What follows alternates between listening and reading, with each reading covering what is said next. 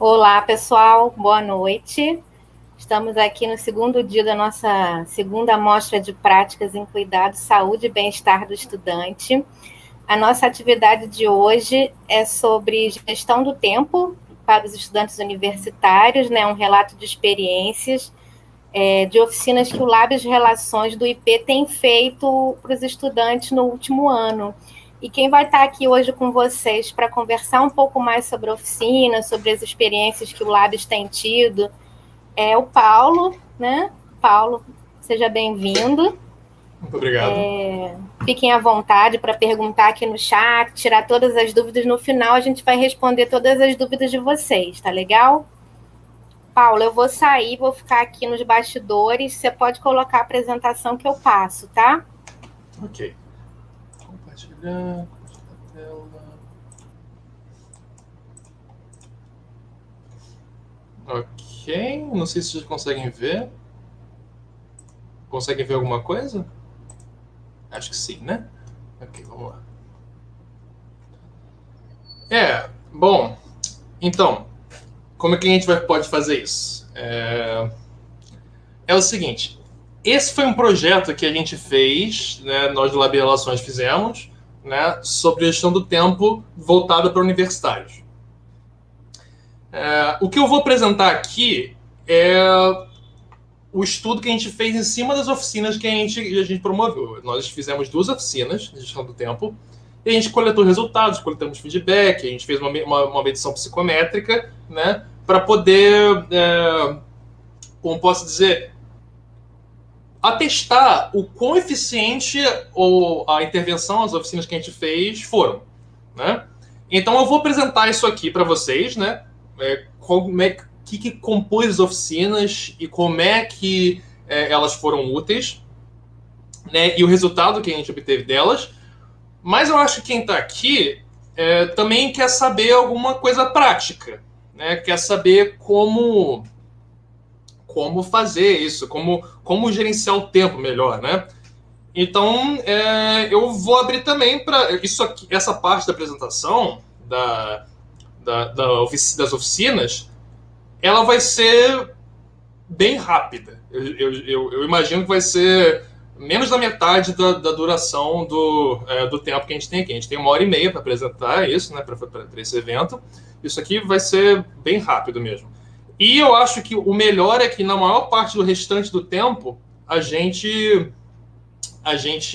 como posso dizer, discuta, né? A gente explore essas questões, a gente fale sobre técnicas de gestão do tempo, então, por causa disso, eu gostaria que vocês participassem, né? Eu queria fazer uma pergunta para a Raquel, que acabou de me apresentar, acabou de apresentar o projeto aqui, como é que a gente vai fazer para manter esse diálogo, né? Porque eles não conseguem falar, né? Como é que Oi, funciona isso? Paulo, voltei. Pois é, eles só conseguem escrever no chat, né? Eles não Uhum. conseguem falar. Sim. Mas vocês podem escrever no chat e eu apresento, boto aqui na tela para você, projeto na tela, pergunta, e você pode responder, tá? Tá bem, ok. Então A vamos gente lá. pode deixar para o final, se for mais fácil, você apresenta e a gente deixa para o final para as perguntas, tá? Sim, exatamente. Ok? Então vamos lá. Vamos lá. Esse é o projeto Gestão do Tempo na Rotina Universitária, resultado de uma intervenção, né? Foram 2 oficinas, né, com pessoas diferentes.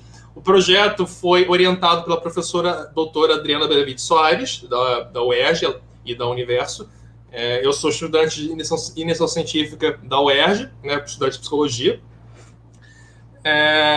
Enfim, vamos prosseguir. Não foi só eu e ela que produzimos isso, né?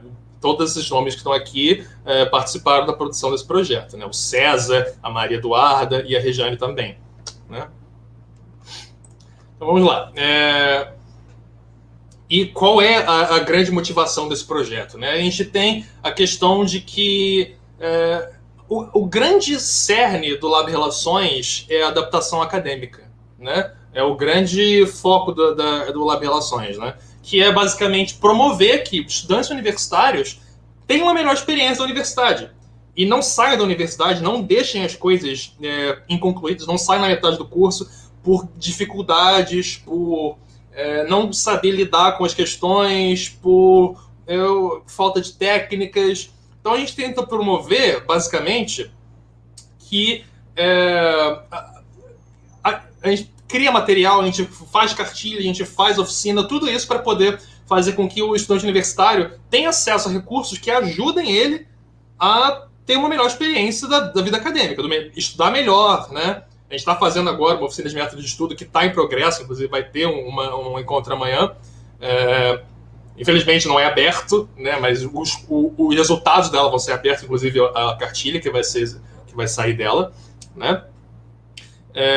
E tá. A gente tem uma dessas facetas que ajudam a gente a ter uma melhor adaptação acadêmica é a gestão do tempo. Por quê? Porque a gente, estudante universitário, a gente sabe o que é procrastinar. Né? A gente sabe o que é eu vou deixar para depois. Tem uma frase maravilhosa que eu li no Twitter há alguns anos que é: o mal do universitário é achar que dá tempo. Porque não dá. Né? E isso é interessante, porque pode dar tempo, só que a gente às vezes não usa bem o tempo, né? E tá. Quando a gente fala de gestão do tempo, a gente pode pensar num cara de terno e gravata, a gente pensa naquele protagonista daquela capa do Monopoly, né? Um cara de monóculo, né? De terno e gravata, com uma agenda, ele é hipertenso, fuma e tem problemas cardíacos, né? Porque a vida dele é super estressante, porque ele está sempre aderindo à agenda. Então, quando a gente pensa na gestão do tempo, a gente pode ir por esse lado, né? Que é um pré-conceito, né? Mas é comum, porque a gente gosta de espontaneidade, a gente não gosta de ser, né, fazer tudo premeditado. Mas a gente vai ver que não é exatamente assim. Não precisa ser o estilo executivo. A gente pode aprender um pouco com essa atitude, mas existem outras, como posso dizer, outras formas de gerenciar o tempo, formas mais leves, e a gente vai explorar isso também. Né? Então, os objetivos foram avaliar os efeitos de uma intervenção realizada, os objetivos do nosso estudo, né? Avaliar os efeitos de uma intervenção realizada em formato de oficina, em que foram apresentados recursos para lidar com a gestão do tempo. Né? Então, vamos lá. Na nossa oficina participaram 17 estudantes. Na verdade, participaram mais, né? E, lembrando, foram 2 oficinas, a gente está juntando as duas aqui. Então, das 2 oficinas participaram um total de 17 estudantes que foram considerados nesse último estudo, né? Nesse estudo. Porque houveram mais, só que eles não participaram de todos os encontros, né? Tinha que participar pelo menos de 4 dos 5 encontros que a gente teve. Então, foram 5 encontros que a gente teve na nossa oficina. Né? Então, só quem participou de pelo menos 4 a gente contabilizou. Teve mais gente, teve teve quase 30, mas nem todo mundo veio a todos os encontros, ainda veio mais da metade. Quase 30 não, talvez cerca de 22, 25, por aí, né? Mas enfim. Os encontros duraram entre 1h30 e 2 horas, né? Não foi mais que 2 horas, não foi menos que 1h30. Né? Cada um dos encontros foram os seguintes temas, né? A gente teve 5 temas e as duas oficinas tiveram os mesmos temas, né? A primeira o primeiro encontro são os problemas da gestão do tempo e suas consequências. Então a gente começou a abordar aqui como é que é a nossa relação com a gestão do tempo, com a nossa relação com o tempo. O que acontece de errado quando a gente não usa quando a gente não usa bem o nosso tempo, quando a gente planeja errado, quando a gente planeja de forma equivocada, ou quando a gente não cumpre o planejamento, né? Então essa primeira sessão, apresentada pelo César, né, que está no primeiro slide, ela foi uma sessão de reflexão, basicamente, né? Para a gente meio que começar a olhar, entende? Para como a gente se relaciona com o tempo. A segunda sessão que apresentou fui eu, né? Fontes de distração e ferramentas. E a gente começou a discutir sobre o que distrai a gente, quais são de fato nossas fontes de distração, o que a gente pode fazer para poder mitigar o efeito dessas distrações e que ferramentas a gente pode usar para, tendo eliminado ou diminuído os efeitos dessas distrações, agora a gente faz uma boa gestão do tempo. Então a gente está vendo aqui, ó, quando a gente fala de fonte de distração, a gente está falando de nossos inimigos, né? Das coisas que a gente... Eu falo inimigo no sentido de um aplicativo no celular, né? Sei lá, aparece lá uma notificação do Candy Crush, tá ligado? E aí a gente tem que... A gente é distraído por isso, né? Então isso de certa forma um inimigo, né? E a segunda parte, as ferramentas, são o que a gente usa para o resto da oficina, né? Então, que ferramentas a gente pode usar para poder gerenciar bem o nosso tempo? E para poder fazer uma gestão do tempo. Porque gestão do tempo está intrinsecamente ligado com planejamento, né? E a gente falou de aplicativos, a gente falou de agenda, de caderno, de bullet journal e de algumas técnicas também, né? De, por exemplo, como escrever uma lista de afazeres, né? A gente começou com uma técnica bem interessante, porque existe uma forma errada de escrever uma lista de afazeres, né? Existe uma forma que você olha para a lista de afazeres e você não sabe o que você tem que fazer, sabe? Que é vago, ou então que você tem que decifrar, que você escreve e depois de ter escrito, você tem que pensar um pouquinho, mas isso quer dizer aquilo. Então existe uma forma mais clara, mais eficiente de escrever uma lista de afazeres. A gente também explorou isso aqui. Na terceira sessão, apresentada pela Maria Eduarda, o vulgo Duda, né? A gente trabalhou o planejamento vertical e semanal. Esse vocabulário vertical e semanal vem de um dos métodos de gestão do tempo que a gente usou para poder montar a oficina, que a gente usou 2, né? A gente usou um método super flexível, que eu mencionei, e um método super executivo, super rígido, né? E a gente usa os 2 para poder, enfim, ter todas as técnicas que a gente precisa para quando a gente, né? Enfim, para ter todas as técnicas que a gente precisa. Então, quando a gente precisar ser rígido, a gente ser rígido mesmo. E quando a gente não tiver tanta necessidade de ser rígido, a gente assim não fica à deriva, né? A gente consegue estar sempre calibrado de acordo com as nossas necessidades, com as nossas demandas, né? Então, né, vamos voltando aqui, planejamento vertical é planejamento de longo prazo, né? Seus planos do ano e seus planos do mês, né? E semanal, é óbvio, né? Planejamento semanal, o que eu vou fazer essa semana? E existe uma relação entre os dois, né? Porque a gente quer, por exemplo, eu quero cumprir uma coisa esse ano, eu quero, sei lá, ler, sei lá, 15 livros. Não, então vamos lá, vamos pensar outra coisa. Eu quero aprender a dirigir. Vamos lá, quero entrar na autoescola, um exemplo. Esses objetivos de longo prazo, esse planejamento vertical, ele tem que ser de alguma forma traduzido para o planejamento semanal.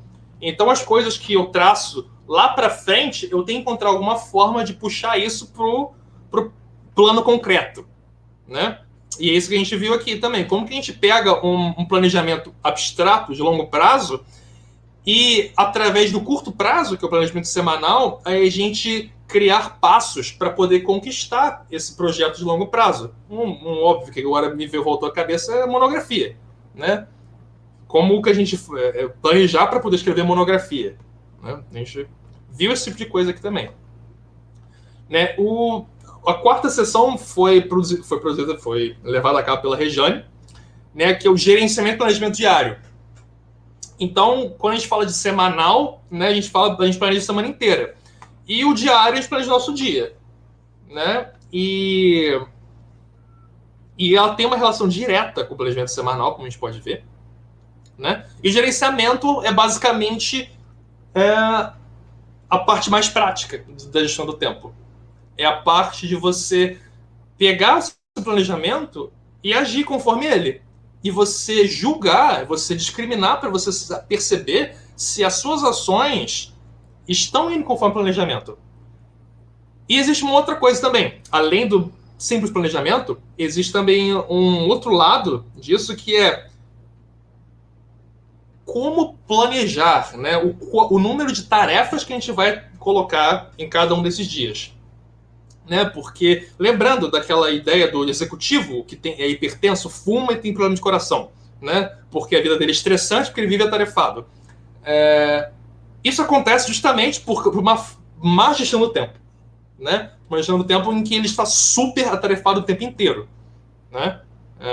E talvez não seja nem uma má gestão do tempo, mas uma má gestão de prioridades também. A gente pode partir por esse lado do debate também. Mas, enfim, a questão é basicamente que existe uma forma, né, de como a gente pode melhor separar nossas tarefas por dia para poder ter um dia mais agradável, né? Porque acho que a gestão do tempo, no final das contas, é para você chegar e terminar o dia, botar a cabeça no travesseiro e pensar, pô, foi um dia produtivo, foi legal hoje, gostei, fiz umas coisas legais. Não é para você ficar, não aguento mais, tô estressado o tempo inteiro. Isso não é legal, né? É legal você pensar, pô, fiz várias coisas legais hoje, tal, adiantei um trabalho e ainda tive tempo para poder escrever meu conto. Pô, maneirão.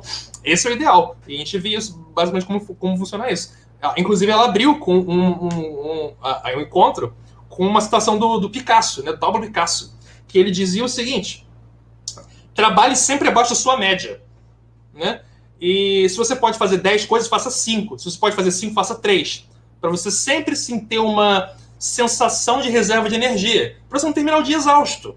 Entende? Agora, essa segunda parte fui eu que falei, né? Não foi o Picasso. Mas é basicamente essa ideia, né? Existe uma gestão do tempo legal, uma gestão do tempo que leva em conta também a sua energia para as coisas, né? Isso, e a energia está intrinsecamente ligada com a priorização. E a gente pode discutir isso depois.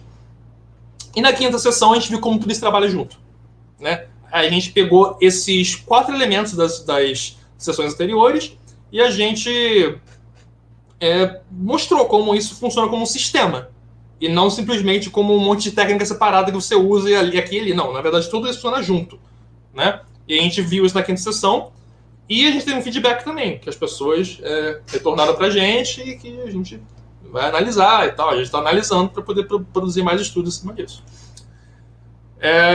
Então, para a gente coletar os dados, a gente, antes da oficina, a gente aplicou um instrumento chamado ADT, o Inventário de Administração do Tempo, de Rosa Kraus, conforme ele foi adaptado por Pellegrini e colaboradores em 2012. Né? Esse ADT, ele é o seguinte, ele foi um instrumento criado para o meio corporativo, para a empresa. Né? E não tem instrumento hoje em dia para estudante, para o estudante universitário. Não tem instrumento de gestão do tempo para avaliar psicometricamente o universitário. Né? Então a gente está produzindo um agora, com base no ADT. Ainda não está completo, está passando por validação, blá, blá, blá, blá, mas a gente está produzindo um agora. Mas como a gente tinha que fazer isso, a gente fez a gente agiu de acordo com a adaptação do Pellegrini e colaboradores. Né? E Pellegrini e colaboradores, eles fizeram o seguinte, eles tiraram as questões do questionário que tinham a ver que não tinham nada a ver com a vida universitária. E, sabe, ficou uma parada legal, mas a gente está querendo fazer uma parada ainda mais legal. E é isso que a gente está produzindo agora. Análise de dados. Né? Como que a gente analisou os dados que a gente coletou com essa versão adaptada do ADT? Né? A gente usou um método chamado método de Jacobson e Truot, que são dois pesquisadores franceses, né? Ou pesquisadoras, ou uma pesquisadora, um pesquisador, não sei exatamente, não lembro exatamente o sexo desses pesquisadores, mas enfim, que é baseado em 2 índices, que é de índice de mudança confiável e significância clínica, né, que é basicamente um método estatístico de análise de dados que serve para a gente verificar se as mudanças que a gente obteve anterior à nossa intervenção e após a nossa intervenção foram significativas, se elas não podem simplesmente se dar pelo acaso, né? Ou seja, que a gente pode afirmar que de fato a nossa intervenção foi produtiva, né? O que a gente teve nas oficinas? A gente teve o uso de mídia audiovisual, né? Vídeos ilustrativos, citações, blá blá blá. A gente teve roda de conversa, a gente conversou com as pessoas, então não foi uma aula, né? Foi uma conversa mesmo, foi um diálogo. Foi bem legal, ao meu ver, as pessoas participaram, é muito legal quando as pessoas participam. Já teve oficinas que as pessoas não participaram bem menos, e é meio chato, mas a gente já fez 4 oficinas até hoje, em 3 delas muita gente participou, e uma mais ou menos. né? E é bem legal quando as pessoas participam. A gente teve atividades psicoeducativas, atividades participativas, né? E tarefas de casa, para as pessoas aplicarem o material discutido na oficina. Né? Isso foi tudo feito online, pelo Google Meet ou pelo Zoom. Né? A primeira pelo Google Meet, a segunda pelo Zoom. Resultados. Então vamos lá. Pelo JT, a gente teve 4 participantes que obtiveram os resultados piores após a intervenção. Mas esses resultados não foram estatisticamente significativos. Né? Um não obteve nenhuma mudança, 8 obtiveram resultados positivos, mas ainda assim estatisticamente não significativos. Né? E 4 obtiveram mudanças positivas estatisticamente significativas. Né? A gente tem aqui um gráfico que é o resumo do resultado da intervenção. Né? A pessoa que não mudou nada, que entrou da sessão, entrou na oficina igual ela saiu, foi essa pessoinha roxa aqui. Ó. Porque essa bissetriz aqui, essa linha preta no meio, que é a bissetriz, ela indica basicamente a média. Né? Então a gente tem aqui o resultado anterior às oficinas e o resultado após. Né? Menor é melhor, ok? Porque o ADT, quanto maior seu score nele, pior a sua gestão do tempo. Então a gente vê aqui, ó, essas 4 pessoas aqui tiveram um resultado muito legal. Né? Elas de fato tiveram um resultado muito significativo. As outras pessoas tiveram um resultado positivo, mas, sabe, só positivo, não muito positivo, entende? A gente teve essas 4 pessoas aqui, 2 estão no mesmo ponto, parece que são 3, né? Mas a gente teve 4 pessoas que não demonstraram um resultado negativo. O que eu acho? Né? Vamos lá, interpretacionista agora. Né? Que eu acho que é possível que as pessoas que tiveram resultados piores depois, na verdade, não sabiam o quão mal elas gerenciavam o tempo delas. Mas isso eu posso estar errado. Né? E aí, quando elas perceberam depois, a pessoa, cara, eu realmente eu realmente gerencio muito mal o meu tempo. E isso só foi aparecer depois. Né? Porque a gente não sabia direito por onde estava andando, não sabia direito quão bem gerenciava o tempo ou não. Ou não, posso estar errado também. Né? Mas, de fato, a gente percebe aqui que a maior parte das pessoas teve uma mudança positiva e 4 delas tiveram uma mudança muito positiva. E ninguém teve uma mudança negativa que a gente possa, sabe, dizer que, de fato, a oficina piorou essa pessoa, blá, blá, blá. Então a gente não teve nenhuma mudança positiva significativa. Né? Mudança negativa significativa, perdão. Mas 4 muito positivas. E a gente produziu uma cartilha, né, sobre gestão do tempo a partir do conteúdo das oficinas, que está disponível no site do Lab Relações, que é esse aqui, labrelações.wordpress.com. E vocês podem encontrar a cartilha na seção produções/produtos técnicos do site. Né? Também pode encontrar no ResearchGate, mas é mais fácil indo pelo site do Lab Relações. Né? Enfim. Então, a gente conclui que essa oficina foi, digamos assim, muito produtiva, né? Porque houve uma melhora na maioria dos participantes, nenhuma piora foi estatisticamente significativa, né? E eu, pelo menos, que eu posso estar incrivelmente errado falando isso, eu acho que essas pioras, elas foram, na verdade, uma autopercepção de piora, né? De autopercepção da própria má gestão do tempo, não sei, né? E também, mas isso é só uma possibilidade, uma hipótese, né?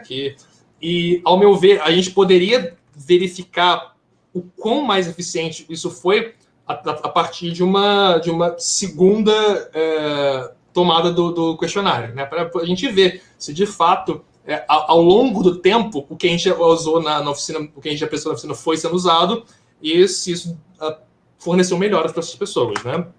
Eu acredito que, ao longo do tempo, os efeitos das oficinas serão mais perceptíveis, né? A gente fez a coleta dos resultados logo após o final da oficina, né? Então, essa é uma coisa que a gente tem que considerar também. Então, a gente conclui que é possível promover mudanças positivas em habilidades cruciais para a adaptação acadêmica, mesmo por meio de poucas sessões com encontros prévios. Então, a gente teve, 5 encontros de 1h30, né? E isso já mostra, com esses breves encontros, a gente pode, sim, produzir resultados positivos e significativos, né? Então, são 5 encontros breves que, de fato, têm resultado, entende? A gente tem essas referências aqui que a gente usou para poder montar essa apresentação. A gente usou mais para poder fundamentar as oficinas, mas essas são as referências da apresentação, né? É relativamente pouca coisa, né? Mas tem mais coisas que a gente pode discutir também. Essa é a nossa equipe, né? A professora, a orientadora, a professora Adriana Benevides Soares, é a nossa orientadora, diretora do Laboratório de Relações, e, né, nós temos eu e o César e a Regiane, que somos, nós somos de iniciação científica em psicologia, e a Maria Eduarda, vulgo Duda, que é mestranda, né, do laboratório. E o laboratório tem mais gente, bem mais gente, acho que o dobro, um pouco mais que o dobro dessas pessoas aqui, mas somos nós 5 que estivemos envolvidos diretamente nesse projeto, né? Essas são as nossas redes sociais, né? As redes sociais do laboratório, né? A gente teve no Facebook, no YouTube também, e o Instagram e o site. O Instagram e o site são mais ativos, ao meu ver. Também tem coisa no YouTube, a gente coloca lá eventos que a gente faz, por exemplo, métodos de análise estatística, né? Então, se você for procurar lá, você vê como fazer pesquisa qualitativa, diversos métodos de pesquisa qualitativa. A gente vai produzir também uma de quantitativa, que vai sair em novembro, acho que é novembro, que a gente vai produzir uma de pesquisa quantitativa e vai para lá também, né? E é isso, acabou. E eu gostaria de saber de vocês, o que vocês têm de perguntas, o que vocês gostariam de saber.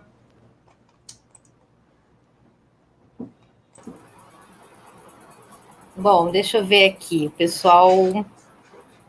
Vamos ver aqui, tem algumas perguntas.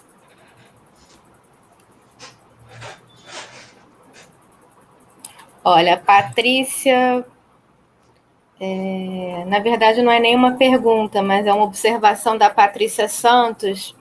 Ela escreve que se planeja bastante, faz lista como checklist de afazeres, né? Coloca alarmes, mas de vez em quando ela acaba falhando e fica na procrastinação.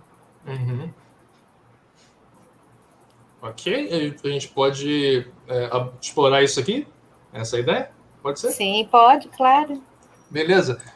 Então vamos lá. Lista de afazeres e após ter feito a lista, não agir conforme ela. Né? Isso é um problema. Tá bom. Como é que a gente pode lidar com esse problema? Quais são as estratégias que a gente pode usar? Primeiro de tudo, como que a gente vai fazer essa lista? Né? Como que a gente vai estruturar essa lista e a gente vai escrever nela? Né? O primeiro é como você escreve o a fazer. Né? Se você escreve, por exemplo, uma coisa como fazer o trabalho de... sei lá, eu não sei qual curso dela. Vou colocar uma coisa de biomédica, porque é a primeira coisa na cabeça. Fazer um trabalho de fisiologia, digamos assim. Aí ela escreve lá, simplesmente, fazer um trabalho de fisiologia. Isso não é uma forma muito legal de se fazer a lista. Por quê? Porque você, depois de ler fazer trabalho de fisiologia, você não tem que decifrar o que aquele trabalho é. Né? Então, como é que a gente faz? A gente escreve, literalmente, qual é a próxima ação física necessária para fazer esse trabalho. Então, em vez de fazer um trabalho de fisiologia, né, você escreve, ou então você coloca no aplicativo, alguma coisa como... qual é a próxima ação física? Pense qual é a próxima ação física para esse trabalho que você tem que fazer, para essa ação que você tem que fazer. Né? A próxima ação física pode ser uma coisa como procurar no Google por artigos referentes ao tema do trabalho. E você sabe qual é o tema do trabalho. Então, vamos dizer que seja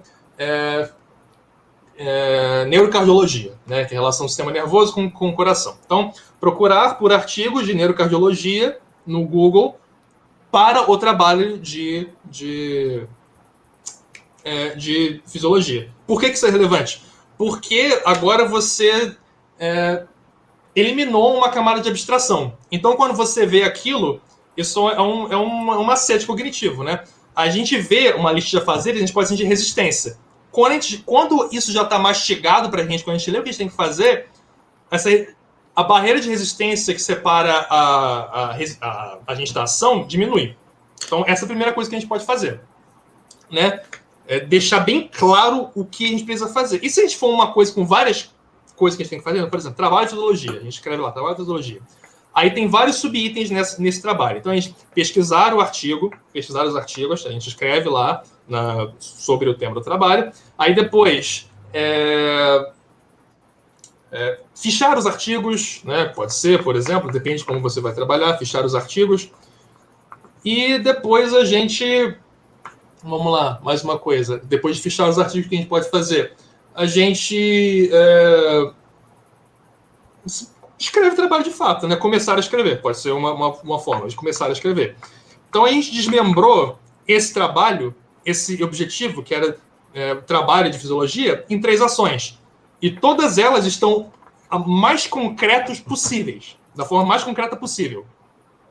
E isso já elimina muita resistência e ajuda a gente a procrastinar menos. Então, se tem mais de uma etapa para cumprir aquele projeto, aquela tarefa, a gente descreve concretamente cada uma das etapas. Ok, segunda coisa que a gente pode fazer é deixar sempre na nossa vista. Né? Eu tenho um caderno aqui que eu uso para isso. Né? Eu costumava usar muito... Então, eu tenho um caderno aqui, né, que eu escrevo todas as minhas tarefas nele. Pode ser assim, que a gente gosta de usar agenda. Eu não gosto muito de agenda, porque a agenda é um negócio meio duro, né? Meio, sabe, muito pré-definido, mas tem gente que gosta. Então, isso é questão de gosto mesmo, né? Você pode usar aplicativo também, né?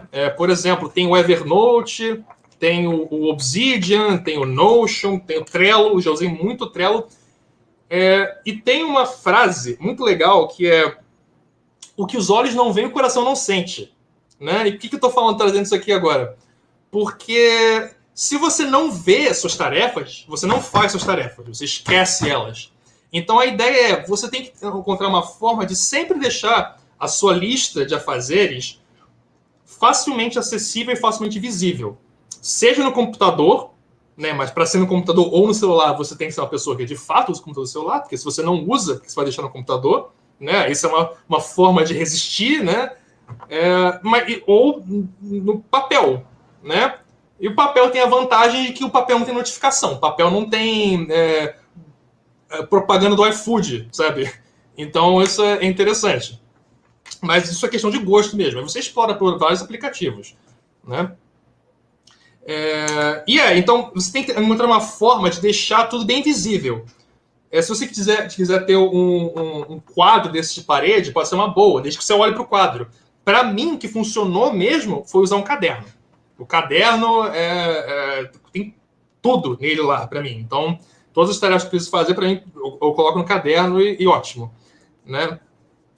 Para aplicativos digitais, eu acho que o Trello é legal, porque o Trello é super visual. O Trello é um quadro de tarefas digital. Então, você vê tudo lá. É bem interessante. Então, resumindo, né? Uma primeira coisa, deixar tudo bem concreto. Essa é uma estratégia. A segunda coisa é deixar sempre à vista, né? Seja num caderno, seja numa agenda, seja num quadro virtual ou físico, né? E a terceira coisa é garantir que você, de fato, olhe, observe, esteja em contato visual com essas coisas, né?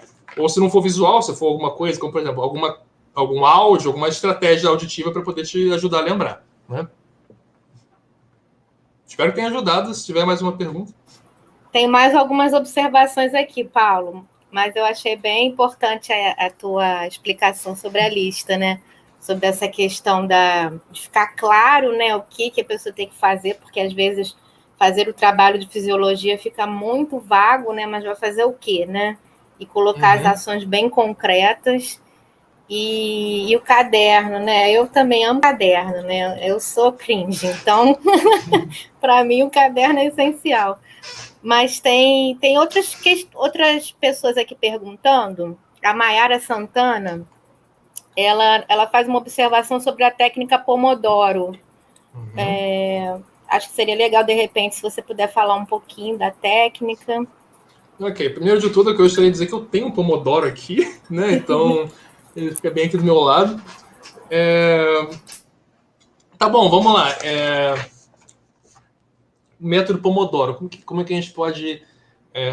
O método Pomodoro, eu vejo ele muito associado a uma outra técnica chamada time blocking. Né? O time blocking é o seguinte, a gente pegar e colocar tudo, digamos assim, numa planilha ou num quadro, colocando assim, hoje eu acordo, sei lá, 8 da manhã, digamos assim. 8 da manhã eu acordo. Então, das 9 até as 11, eu vou fazer uma tarefa. Né? Das 12 até sei lá, 14 eu vou fazer outra tarefa. Então, o time blocking ele funciona da seguinte forma. A gente vai colocar todas as tarefas, a gente vai tentar atribuir um tempo específico para cada uma das tarefas, né? E a gente vai tentar trabalhar nesse tempo. Isso é muito bom para quando a gente está com muita coisa para fazer, né? Viver sob o time blocking sempre, ao meu ver, seria estressante, né? Seria estressante porque, né, ele te enquadra, né? Tanto que time blocking tem a ver com criação de blocos de tempo, né? Mas ele é muito útil para quando você está apertado, porque isso acontece mesmo, né? Sei lá, final de período, a gente sabe como é que fica, né? E tá, eu acho que o Pomodoro, ele é interessante pela seguinte coisa. Quando a gente faz uma tarefa chata, sabe, que a gente não quer fazer, ele é muito útil porque quando uma tarefa é chata, a gente tem o quê? Isso é minha percepção, ok? Tem gente que pode amar o Pomodoro, mas vamos lá. A gente vai querer se distrair com 1001 coisas, né? Até a louça vai ficar muito agradável. A gente vai querer até lavar a louça e não fazer as tarefas que a gente tem que fazer. Né? E lavar a louça acho que ninguém gosta. Então, o que o Pomodoro faz? Né? O Pomodoro é o seguinte, você pega um timerzinho desse aqui, que é um cronômetro reverso. Né? Ele não conta quanto tempo você está fazendo a coisa, mas quanto tempo falta para ele acabar. Então, aqui, esse é esse timerzinho de cozinha, né, que ele tem 50 minutos. Então, eu coloco aqui 50 minutos, na verdade tem uma hora. Tem uma hora aqui, e ele vai contando, fazendo o tic-tac, né, até ele terminar, e quando ele chegar em 0, ele vai tocar. Né? E qual é a ideia do Pomodoro? É a gente tá sempre... Então, é o seguinte, o Pomodoro, primeiro de tudo, ele é uma unidade de medida de tempo. Né? O Pomodoro clássico é de 25 minutos. Para que serve os 25 minutos? Ele serve para a gente colocar, para a gente fazer só uma tarefa durante 25 minutos. Eu sou professor de inglês, né? Então, às vezes, eu estou estudando... Uma parte que eu pessoalmente acho chato de ser professor é corrigir dever, né? Porque é um monte de aluno, tem que corrigir um dever atrás do outro e às vezes é chato mesmo, sabe? Então eu coloco Pomodoro para poder fazer isso. E como é que funciona isso? Por 25 minutos eu vou só corrigir dever. Eu vou desligar o WhatsApp, eu vou desligar o YouTube, eu vou jogar meu celular para longe e vou fazer só o Pomodoro. Aí eu deixo um papelzinho perto de mim. Se vier uma ideia mirabolante para construir um plano de negócio que me deixar trilionário, eu não vou abandonar minha tarefa de escrever, de fazer minhas coisas de inglês, né, de corrigir os deveres dos meus alunos, e eu vou começar a fazer minha tarefa. Não, eu escrevo no meu papel um gancho para lembrar da ideia. Né? Se eu tiver com fome, se eu tiver com vontade de ir no banheiro, se eu tiver que, sei lá, eu lembrei que tem que ligar para minha tia para falar do empadão que vai ser para o meu aniversário. Eu não vou interromper o Pomodoro para fazer isso. Eu vou escrever no papel para quando esse Pomodoro de 25 minutos acabar, eu vou fazer essas tarefas, né? Então eu não esqueço nada que eu lembro no meio do Pomodoro. E aí eu faço aquela tarefa lá. Terminei o Pomodoro fazendo 25 minutos corrigindo dever, ou estudando, ou lendo livro, seja o que for. Eu tenho 5 minutos de descanso. E assim eu repito, 25 minutos, mais 5 minutos.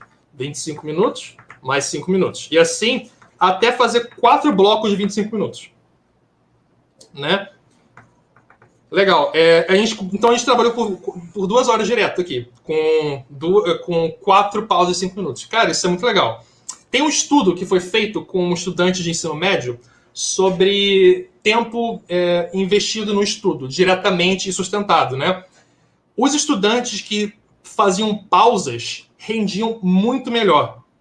Então, assim, eles estudavam por, sei lá, 30 minutos e descansavam, depois voltavam, estudavam mais 30 minutos. Ok. Os estudantes que não faziam pausa nenhuma e ficavam 6 horas seguidas, porque esses estudantes ficaram estudando por 6 horas, rendiam muito menos. Então, a pausa é importante para a gente, né? Para sustentar a qualidade da atenção, tem que ter pausa. Então, o Pomodoro é muito bom para isso. Se você precisar, você aumenta o tamanho desse Pomodoro. O clássico é 25 minutos. Né? Mas eu tenho uma amiga, né? Inclusive participou do projeto, a Rejane, que apresentou a 4ª sessão, né? Ela não gosta de só 25 minutos, ela precisa de 40, 50 minutos e depois a pausa, entende? Porque ela acha que 25 minutos é pouco tempo para você entrar no trampo, para você entrar no flow, entende? E, enfim. E aí eu acho que o Pomodoro é muito bom para fazer essas tarefas que a gente sente resistência de fazer. Ou simplesmente para eliminar a distração, também pode ser muito bom. Né? Basicamente isso. Se tiver alguma outra Beleza, dúvida aí. Paulo. Tem. O pessoal está comentando bastante aqui no chat. A Beatriz Lima, vou colocar aqui o comentário dela. Ela pergunta, isso também acontece com rotinas? Eu tentei várias vezes seguir uma rotina diária e eu não consigo começar. Termino sempre deixando tudo para a última hora. A famosa procrastinação. Então, eu não vou dar uma resposta definitiva para isso, porque essa é uma pergunta difícil, porque está diretamente relacionada com hábito, né? Criação de hábito. Algumas coisas que a gente sabe hábito é melhor fazer um de cada vez. Então, se você quer criar uma rotina diária, você não vai mudar a sua rotina da água para o vinho de uma vez só, né? Então, por exemplo, se você quer começar a acordar cedo, malhar e, sei lá, escrever todo dia e parar de beber café e etc., fazer um monte de coisa ao mesmo tempo, não é legal fazer tudo ao mesmo tempo. Porque a vontade se dispersa e a vontade ela precisa de um certo treinamento para ela se acostumar. Hábito automatiza. E os maus hábitos também são automatizados. E o que isso quer dizer? Quer dizer que é bom a gente cultivar um hábito bom de cada vez, porque se a gente quiser cultivar vários hábitos bons de uma vez só, os maus hábitos vão de certo modo, diminuir a força da nossa a eficácia do nosso esforço. Então, se eu quero todo dia acordar cedo, parar de beber café, me exercitar, escrever e, sei lá, tocar violão, fazer tudo isso, criar esses 5 hábitos de uma vez só não vai ser legal. Não vai dar muito certo. É melhor, primeiro eu passo a acordar cedo. Porque aí, primeiro, uma das coisas mais importantes de gestão do tempo é você não precisa ser cedo, mas é bom que seja sempre, né, no mesmo horário. Porque se acordar no mesmo horário, a rotina se torna previsível, né? E aí você consegue, se você prefere acordar meio-dia, isso funciona muito bem para você, legal, não tem nenhum problema, desde que funcione bem para você. Mas se você quer acordar cedo, também. Mas a questão é que você acordar sempre no mesmo horário é muito importante para você ter uma gestão do tempo previsível e você conseguir ter maior controle sobre as coisas que você quer fazer, né? Aí, acho que é mais ou menos por aí. Quando a gente quer mudar nossa rotina, mudar um pouco de cada vez e, né, tentar acordar sempre mais ou menos no mesmo horário. Isso também implica dormir sempre mais ou menos no mesmo horário, né? Porque se você quer acordar 8 horas da manhã e você vai dormir 4, sabe? Não vai durar mais que 2 dias isso, 3 talvez. Bom, vamos lá. Tem muita observação aqui no chat. O Djan, vou botar aqui na tela para a gente ver, Djan Meirelles, ele comenta que em 2020 ele tentava se organizar pelo Notion, né? E de certa forma funcionava, só que ele não tinha o hábito de abrir o aplicativo, que o Paulo até já comentou sobre isso, né? Então eu acabava não anotando tanto. Uhum. Comentário do Djan. Ok, vamos. É aquilo que você falou, né, Paula? Às vezes a gente usa os aplicativos, mas você não incorpora na tua rotina, também não funciona muito, né? Exatamente. É, uma, uma das formas da gente gerenciar nossas tarefas é a seguinte, né? A gente pode gerenciar nossas tarefas por dia, né? Digamos assim, eu vou fazer essas coisas na segunda-feira, vou fazer isso, na terça-feira vou fazer aquilo, na quarta vou fazer, etc. Ou por contexto. Então, por exemplo, quando estiver na faculdade, vou fazer isso, quando estiver no trabalho, vou fazer aquilo, quando estiver em casa, vou fazer isso. Ou então, por exemplo, quando estiver perto do computador, etc. Né? Essa é uma das formas da gente organizar nossas tarefas e nosso tempo. E por que eu estou falando isso? Porque uma das coisas que está associada com de fato olhar essas tarefas lembrei exatamente, vamos lá. Tem a questão da lista de captura. Né? Lista de captura. O que é lista de captura? É uma lista desorganizada em que você vai colocar tudo. Né? Então, por exemplo, você tem uma lista de captura em que você coloca as coisas da faculdade, as coisas do trabalho, as coisas do computador, ou as coisas da segunda, de terça, de quarta. A forma como você vai organizar depende de você. Né? Depende de sua preferência, de como você... Isso é uma coisa experimental mesmo. Né? Então, você vai colocar as coisas na lista de captura, né? E o que você vai fazer com a lista de captura, exatamente? Né? Colocando tudo lá, você sabe todas as tarefas que você tem que fazer. Tudo está lá. Depois você vai tirar dessas tarefas da lista de captura e você vai organizar elas. Essa tarefa aqui, tarefa 1, vou fazer na segunda-feira. Ou então vou fazer no trabalho. Né? Digamos assim. E o mais importante dessa lista é você sempre colocar tudo nela. E o que isso quer dizer? Quer dizer que pensei numa coisa que eu tenho que fazer, eu tenho que criar o hábito de colocar tudo na lista. Né? E esse é o primeiro hábito que é associado com a gestão do tempo, é você ter sempre um referencial, um objeto, um programa, algum sistema em que todas as suas tarefas estejam lá. Né? E a primeira etapa desse sistema é a lista de captura. Né? Todas as tarefas têm que estar lá. Então, você cria o hábito de escrever todas as tarefas lá. Consequentemente, você também tem que criar o hábito de ver quais são as tarefas que você tem que fazer, que vão estar lá também. Né? Isso você pode fazer no caderno, você pode fazer no celular, né? No computador. E por que isso é importante? Por que criar essa lista de captura é importante? Para você sempre saber que você tem um sistema em que você possa confiar. Como assim? Porque você tem a sua memória. Né? Você tem a sua cabeça que você usa para lembrar das coisas que você gosta, dos bons momentos, das tarefas que você tem que fazer. E também, talvez você esteja pensando numa história que você quer escrever, ou então num programa de computador que você quer criar, ou então numa música maravilhosa que você quer compor.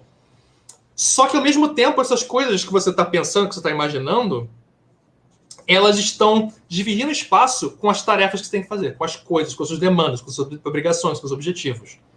Se você colocar tudo na lista de captura, você liberta a sua mente, free your mind, igual o Morpheus do Matrix, você liberta a sua mente de ter que ficar lembrando desse monte de coisa.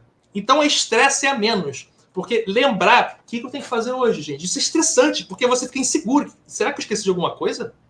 Né? Então,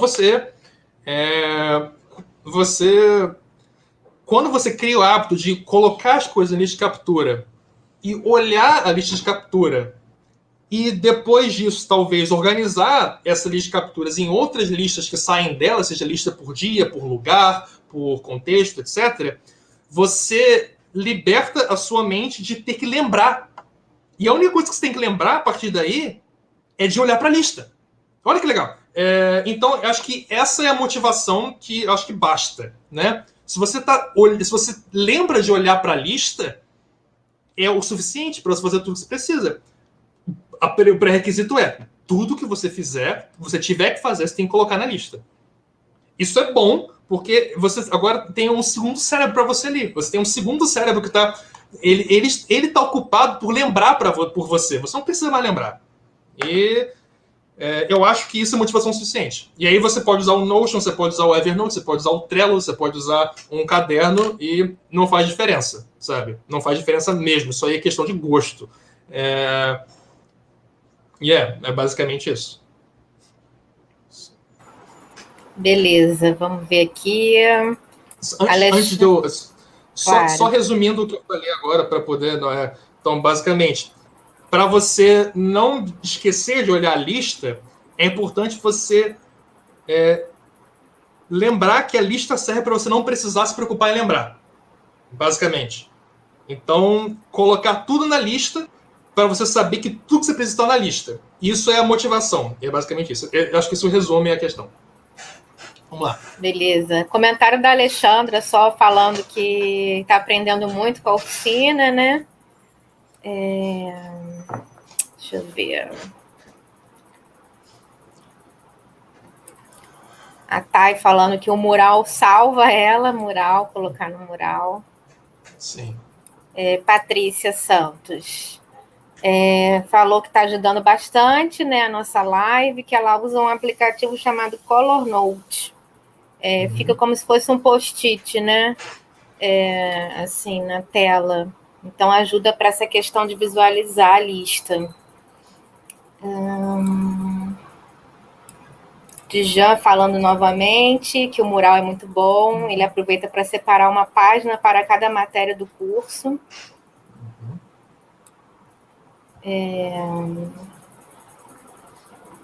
Vamos ver aqui. Patrícia já falando que o Pomodoro para ela não funciona muito, que ela fica ansiosa. Isso realmente é uma questão. Bom, 25 minutos para mim não funciona. Eu estou começando a entrar na concentração da atividade, então, realmente, eu sou como a Rejane, para mim precisa de mais tempo. Mayra falando que gosta do aplicativo Trello, né? Eu usei o Trello por 2 anos, só parei de usar por causa da pandemia, porque eu fico no computador o tempo inteiro e agora eu não quero mais ver tela, então eu comecei a usar o caderno. Deixa eu ver o que mais. Djan, comentando que existe um ditado que para que algo vire um hábito, você precisa fazer por mais de 90 dias ou algo do tipo.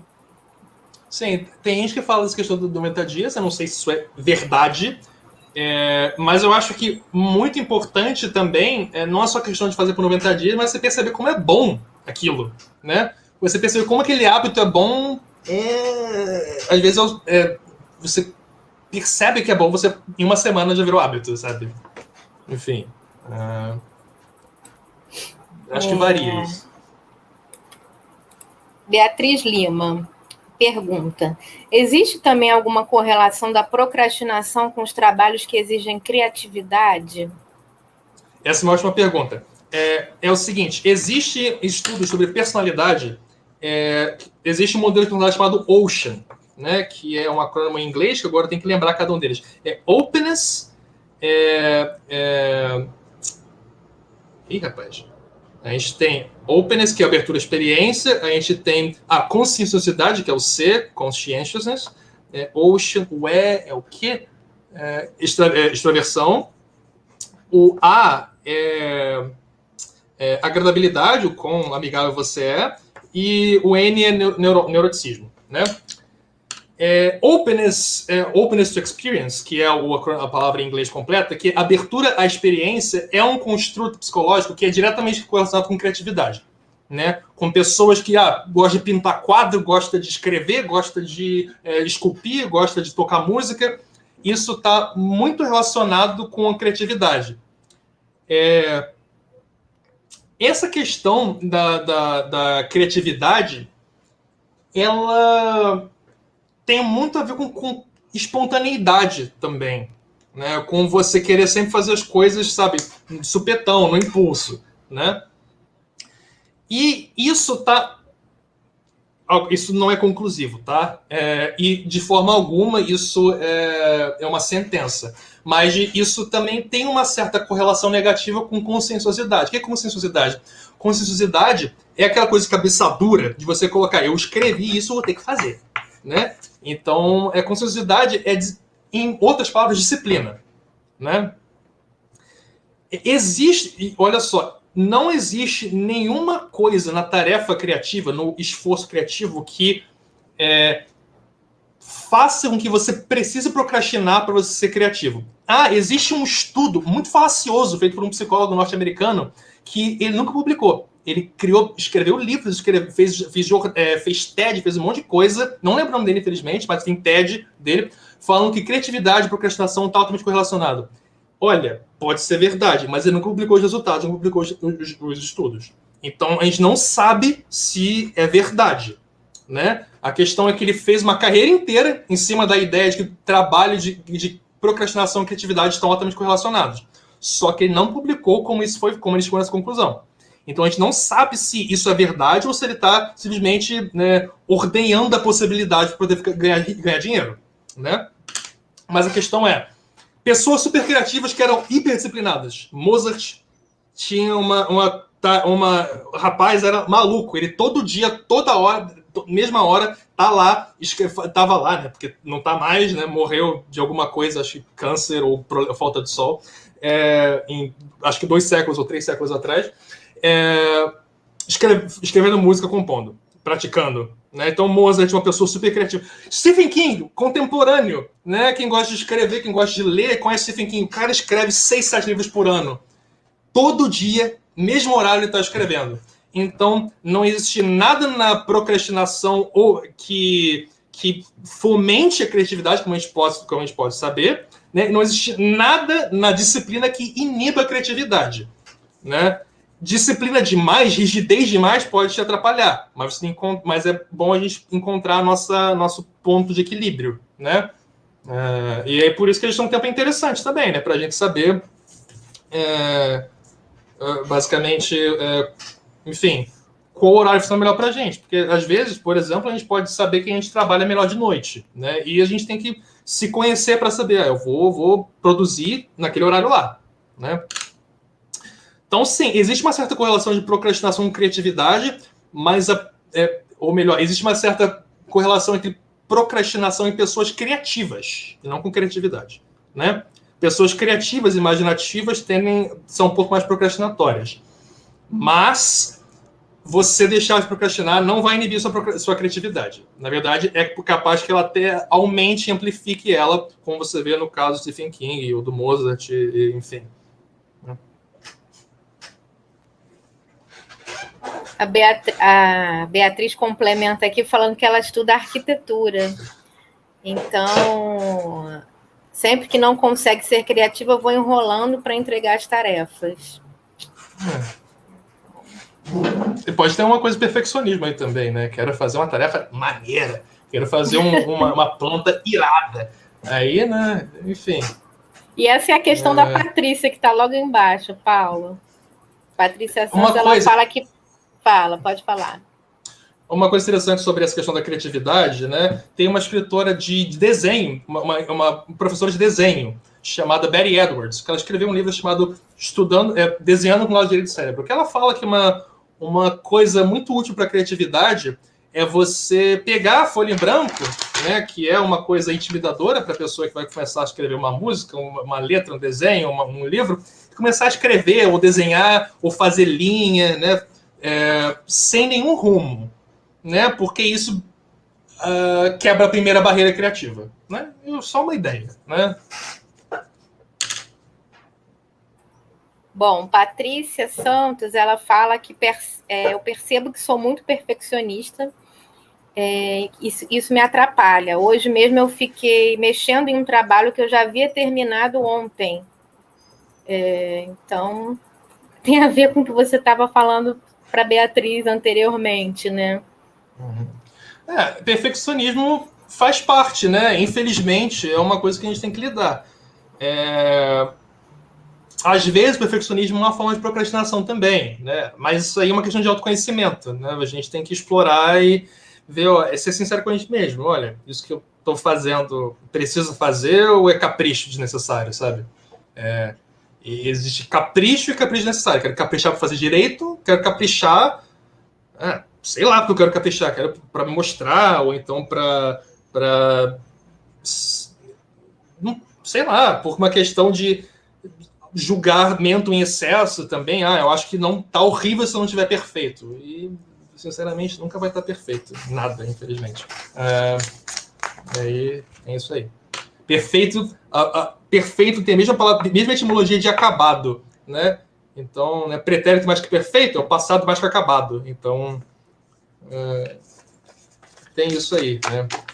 Acho que não acaba, não. Então, qualquer projeto, livro, site, enfim, nunca é terminado, só é publicado.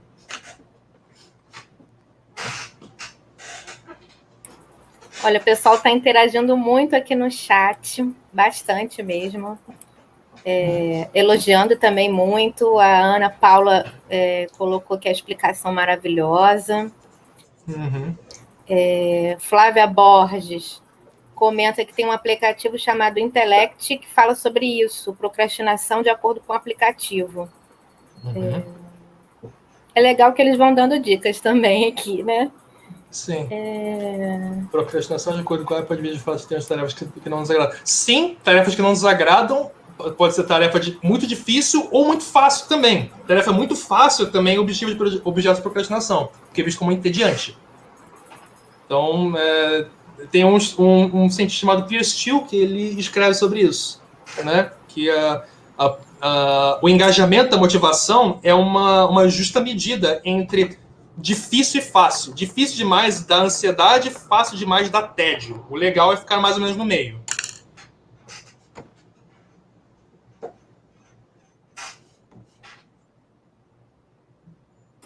Deixa eu ver aqui.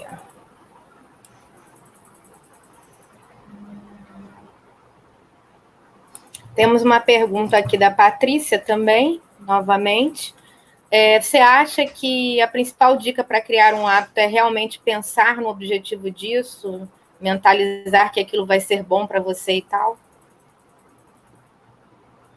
Essa é uma pergunta difícil, porque a gente entra no misticismo, né?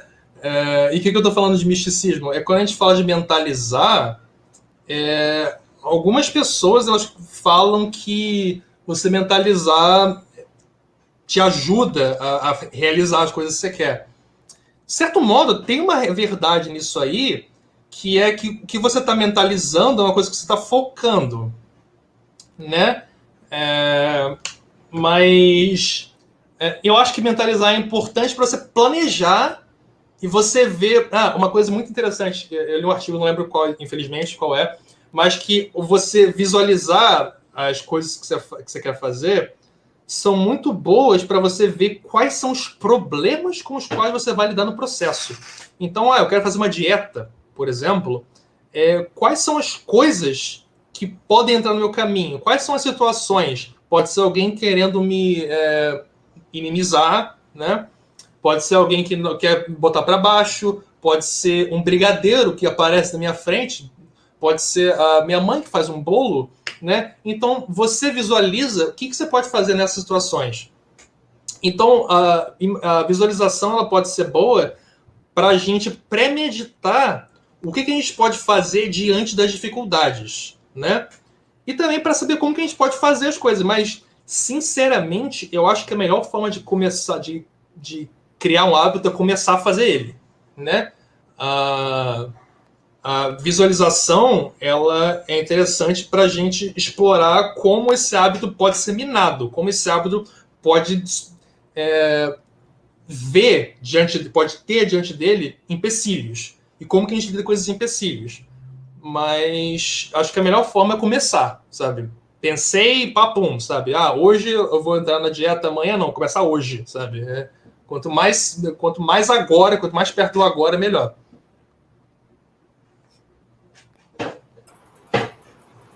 Legal.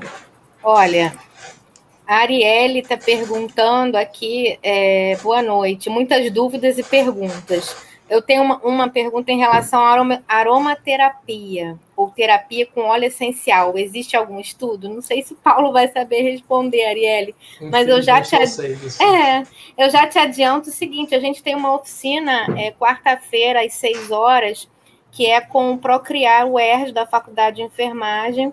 Eles oferecem várias oficinas de práticas integrativas em saúde, e uma delas é sobre aromaterapia.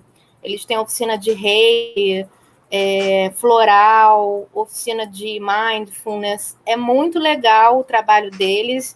Eu recomendo que você participe da oficina quarta-feira às 6 horas. Entra lá no formulário e se inscreve, tá, Arielle, para participar. Patrícia falando que a live foi ótima, acrescentou muito.